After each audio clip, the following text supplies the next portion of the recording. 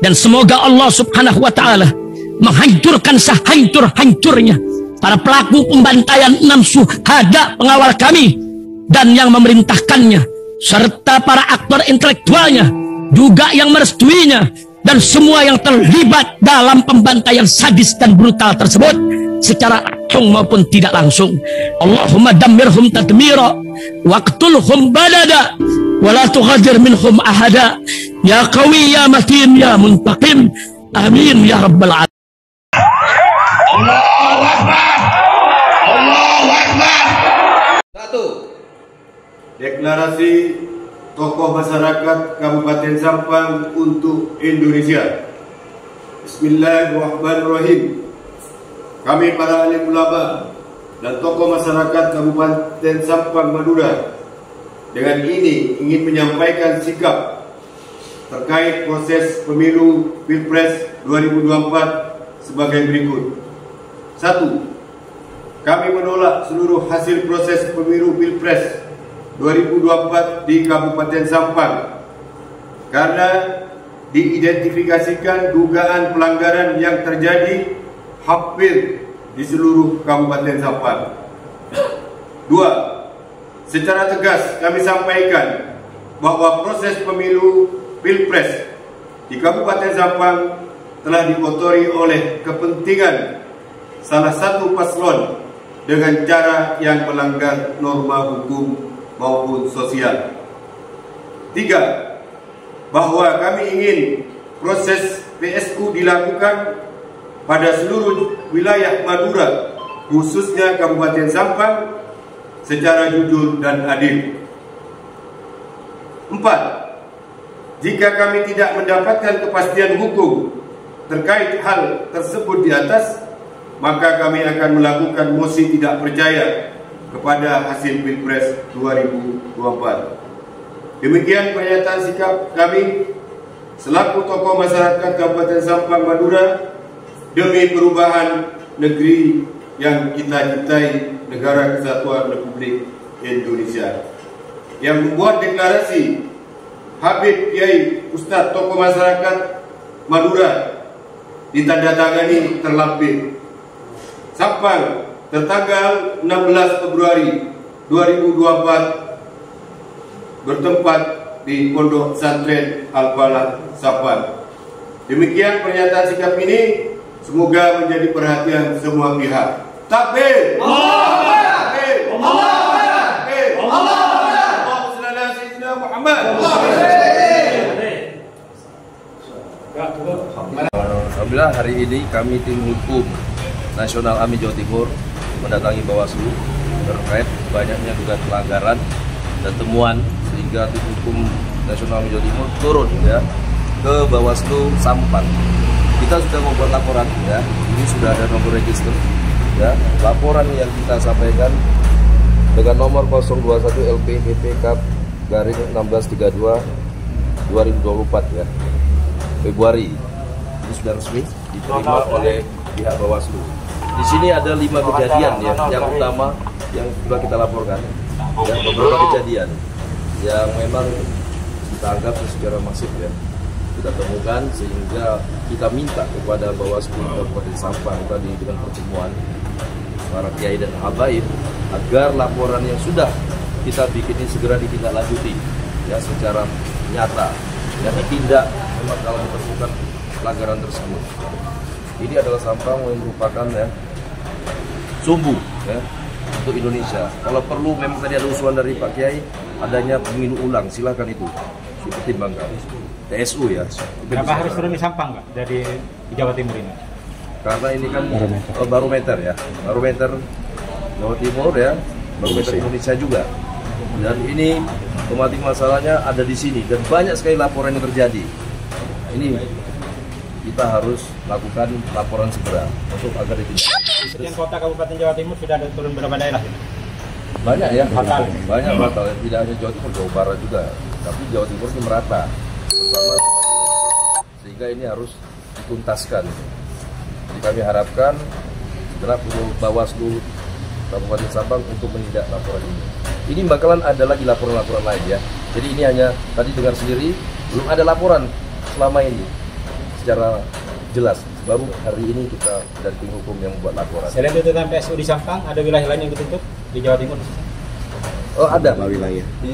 Masih diverifikasi ya. Masih diverifikasi, bukti-bukti banyak ada di Malang Raya juga terjadi, di Lumajang, ya di Probolinggo, di Surabaya sendiri banyak juga terjadi. Di dalam pendalaman tim hukum Amin Jawa Timur.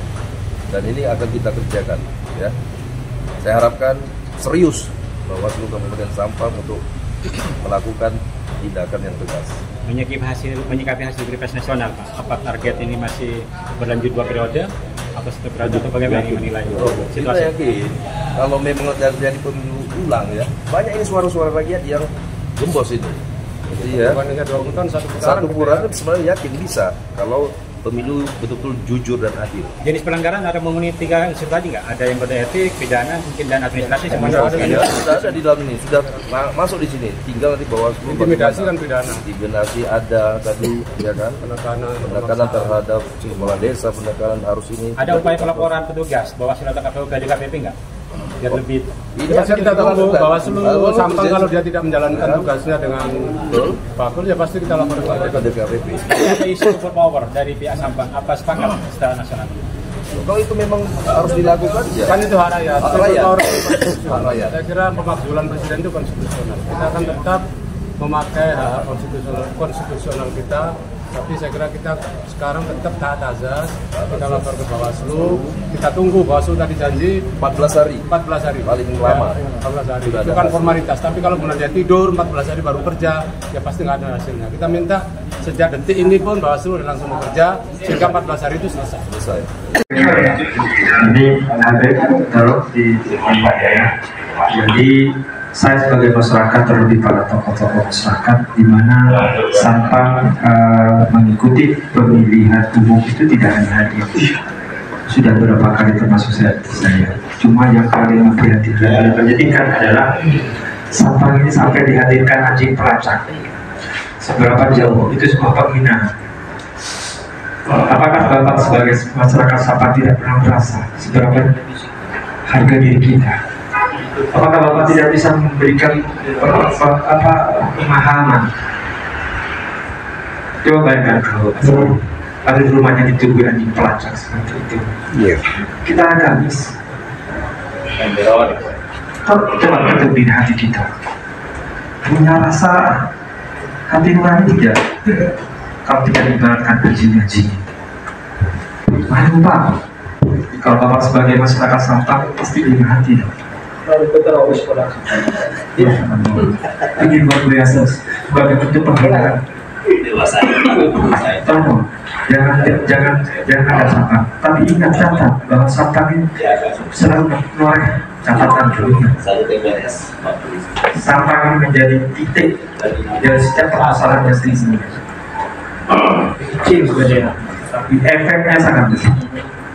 Mari kita belajar dari sejarah, dan sejarah itu akan terulang. Dan ini awal. Kalau Bapak jenengan tidak bisa memperbaiki dengan cara yang sebagaimana ketentuan yang ada, maka saya khawatir yang rugi masyarakat semua. Terima kasih. Pemungutan dan penghitungan suara itu ditunda, sehingga kami juga berkoordinasi dengan kami kemudian ditunda karena atas dasar keamanan. Interupsi, Pak. Ya, baik. Tadi sudah cukup jelas disampaikan oleh teman-teman timnas, tim hukum dan juga para kiai baik ya. Yang menjadi pertanyaan mendasar dan dari tadi itu menjadi hati saya ya. Yang pertama, Bawaslu itu fungsinya apa? Mengawasi jalannya pemilu, bukan sebagai pemenangan pemilu. Dan itu sudah berjalan bukan pada saat pemilu, sebelum, saat, dan sesudah, betul? Tapi faktanya, para kiai, ulama, habaib dan masyarakat mengetahui indikasi kecurangan sudah terjadi sebelum pemilu. Bawaslu kemana? Bawaslu kemana? Jangan bicara cuma hanya satu, dua, kurang orang enggak. Bawaslu saya nggak tahu kejadian ini. Kamu kosong nggak tahu. Masyarakat awam saja tahu, Bawaslu nggak tahu. Itu satu. Ya. Yang kedua, kenapa harus tunggu laporan dulu Anda bertindak? Faktanya sampai di blow up di media. Itu harusnya tamparan keras buat Bawaslu. Anda harusnya malu keluar tidak pakai topi Bawaslu, karena Anda tidak berfungsi sebagai Bawaslu. Itu yang diperhatikan. Jadi kita butuhkan adalah tindakan nyata dari keadaan yang tidak adil ini. Ini baru di Madura, baru di Sampang. Bagaimana di daerah lain? Tolong diperhatikan itu. Ini suara rakyat. Tadi disampaikan bahwa Bawaslu punya pengawas banyak. Kami ini pengawas pemilu juga gitu. Di Widawetan ada kejadian di Surabaya. Ketika masyarakatnya saksi yang dapat mandat ingin memfoto, memvideo, mendokumentasi pada saat begitu disuruh keluar. Betul ya? Mana ada videonya ya? Betul. Disuruh keluar jawabannya. Kemana Bawaslu? Betul. Ketika tadi Pak Yai sampaikan, ketika dicek sudah ada 12 sudah kamu pulang saja. Ketika kemana Bawaslu? Ketika ada praktik seperti ini. Ya kita tolong bicara fakta saja dan tindakan nyata, nggak usah retorika panjang-panjang Pak. Capek kita Pak. Ya terima kasih. Betul. Betul. Jadi makanya kan tadi yang ditanya beberapa masalah yang sudah ditangani. Saya rinci satu persatu biar dijelaskan nanti biar secara komprehensif dapat diterima.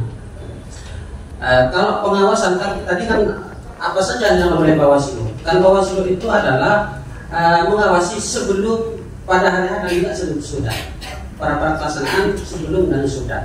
Pada sebelum pelaksanaan saya sudah jelaskan tadi, kita sudah melakukan pencegahan dengan rapat cara koordinasi dan juga memberikan himbauan. Terus kemudian pada hari H kita sudah melakukan pengawasan. Kita instruksikan ke jajaran kami di bawah ketika ada temuan dugaan pelanggaran foto, video kirim ke kita server. Saya sudah tegaskan itu berkali-kali. Kita bimtek TPS di bawah, PTPS di bawah. Jangan takut intimidasi siapapun. Jangan takut intimidasi siapapun. Kalau ada pelanggaran atau tidak usah sampai pelanggaran, dugaan pelanggaran aja, foto, video kirim ke kami. Maka kami akan tindak lanjuti. Teorinya seperti itu Pak, tapi prakteknya di bawah nol. Saya pilih TPS, ya. Petugas pengawasnya diem. Ada yang sampai TPS itu disuruh bubar. Bagaimana fungsi pengawasan di TPS itu? Ada laporan enggak ke Sampian? Ayo saya tanya. Tolong dijawab. Ada laporan atau enggak? Ayo TPS berapa ada laporan bahwa TPS itu undangannya pemberitahuan undangan itu tidak diberikan sampai jam 10 sama saksi suruh bubar. Ada enggak? Saya ingin tahu TPS berapa? Coba Bapak. Saya langsung turun sebagai relawan. Coba jelaskan Pak. Dijawab. Berarti tak turun itu kalau kayak gitu. Nggak berfungsi Bawaslu. Pak Kapan, tolong dijawab. Ini Pak, kami sudah instruksikan ke bawah. Jangan instruksikan. Pertanyaan saya jawab. TPS berapa? Apakah sudah didapatkan laporan sesuai dengan TPS? Coba jelaskan. TPS berapa di Kecamatan Terjun? Coba. Biar tahu. Kalau di Terjun nanti biar PP yang jawab. Kalau di utara itu, saya tidak bisa utara, saya jawab dulu pertanyaan. Langsung pada yang tahu saja yang jelaskan. Jadi jangan satu orang yang bicara. Mana? Ayo jawab Pak. Pak Ketua. Assalamualaikum warahmatullahi wabarakatuh. Bismillah, alhamdulillah, wala hawla wala quwwata illa billah. Sallallahu alaihi wasallam.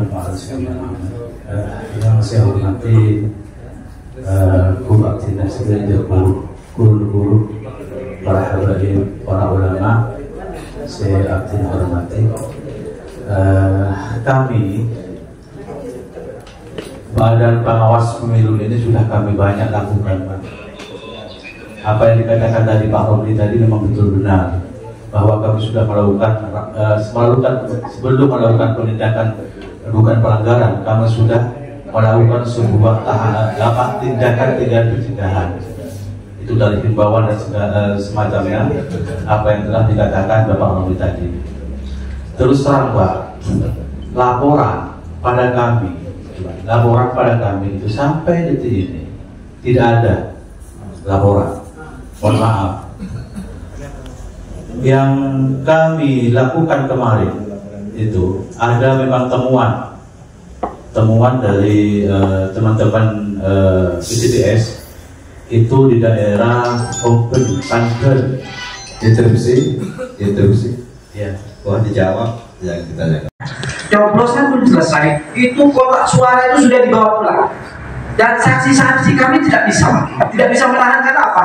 Beliau ada aparat, beliau adalah penguasa, jadi kami sebagai saksi. Jadi tolong untuk hal ini biar tidak semakin merajalela. Tapi kalau sampai tahu kok benar, kalau misalkan sampai itu tidak sampai tindak tegas, saya khawatir nanti akan ada kekerasan. Saya minta sama Bapak Bawaslu yang saya hormati, sampean itu sekarang masih berhak mau mengulang yang khusus yang curang atau saya memutuskan itu hak sampean masih sekarang. Belum ke KPU Pak. Jadi kalau untuk Kobana alhamdulillah cuma satu desa. Tambun Barat belum dihitung, belum selesai dihitung, semuanya sudah dikumpulkan. Itu laporan dari Kordes. Laporan dari Kordes saya di Tambun Barat. Jadi saya bilang, kenapa kalian tidak videokan? Bagaimana mau videokan Pak? Kami takut. Kami takut gitu. Jadi saya minta sama Pak Bawaslu, dari Kecamatan Sukobana sebagai Kepala Camat, saya minta sampai harus jujur, adil, karena jabatan cuma sebentar Pak. Daripada nanti ke belakangnya sampai itu nanti malah jadi olok-olokan masyarakat, sampai itu dibilang ini begini. Sebagai sesama orang Kobelah, malu saya Pak, jujur saya merasakan sakit Kobelah juga. Kemungkinan sampai tentang saya. Jadi itu aja yang bisa saya sampaikan kepada jenengan, karena ini masih hak tanggung jawab sampean. Saya minta yang curang-curang itu Pak tolong dihitungkan, dan hitungan yang gelembung itu tolong sampai perbaiki. Karena Pak, kami punya C1K dari C-planonya sampai C-foto C1-nya sudah sampaikan tadi, susah mendapatkan C1 asli. C1 plano sama C1 foto penghitungan itu kami ada fotonya semua sekecamatan Sukobana. Belum juga yang baik. Baik, itu yang bisa saya sampaikan. Semoga sampean bisa membantu kami. Sampai tidak usah takut Pak, saya siap di belakang sampean. Berarti jujur, saya siap di belakang sampean. Assalamualaikum warahmatullahi wabarakatuh.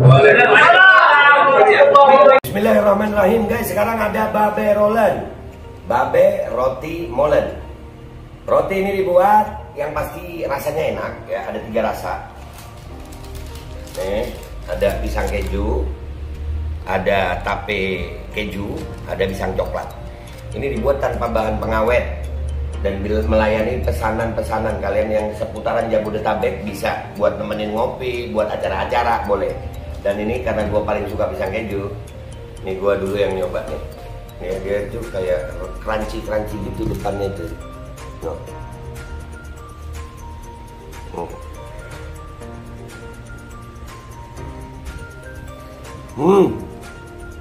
Tahu kerannya di depan nih, terus di dalamnya empuk. Ya Allah. Udah nggak usah lama-lama, lu kalau kepingin langsung pesen aja, itu ada nomor WA-nya, nanti gua kalau cantumin, ada juga IG-nya, langsung pesen, murah. Cuman nanti dia tanya itu 35.000 kalau nggak salah ya.